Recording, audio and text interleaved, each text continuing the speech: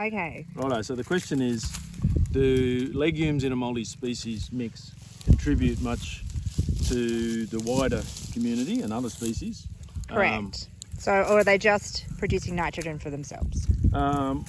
It's not an easy question to answer, to be honest. But these, and for a start, it's actually not legumes that produce nitrogen, it's the rhizobium bacteria that live in these little nodules.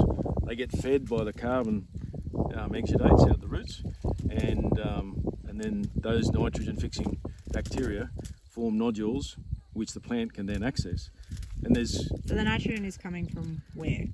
from the atmosphere. Yeah, exactly. Yeah. So they're fixing the nitrogen from the atmosphere into accessible form for the root. Exactly, yes. Yeah. If it Do they wasn't, share that ability with other plants? I think when there's mycorrhizal networks between plants and over reasonable distances, They could then be trading. They could be trading. Yeah. And there is some evidence that in a cropping situation where you have a legume and a cereal, for example, that the legume's often the donor. It's the one that often gives some more of the energy and nutrients to the cereal. So I'm sure it does to a certain extent.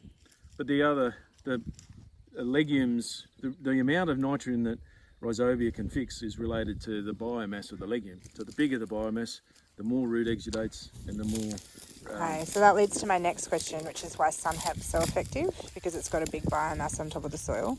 Exactly, it's just Yeah. a big plant. It's got a big Yeah. biomass, and it's able, around about 30% of all the energy a plant derives from photosynthesis, it exudes out the roots as sugars that feed different biology. So, Okay, you got anything to add over there, Stig?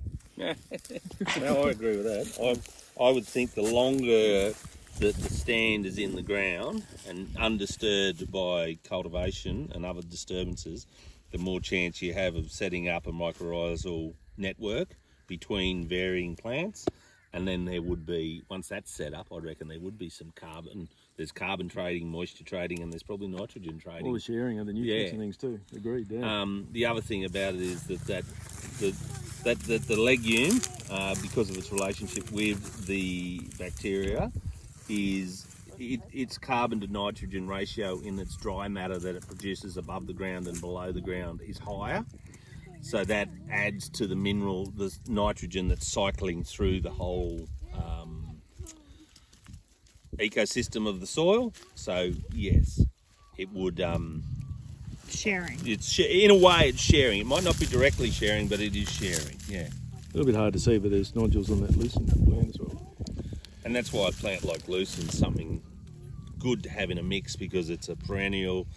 It gets a deep tap root, so those tap roots go right down into the ground. It's accessing moisture when other plants run out of moisture.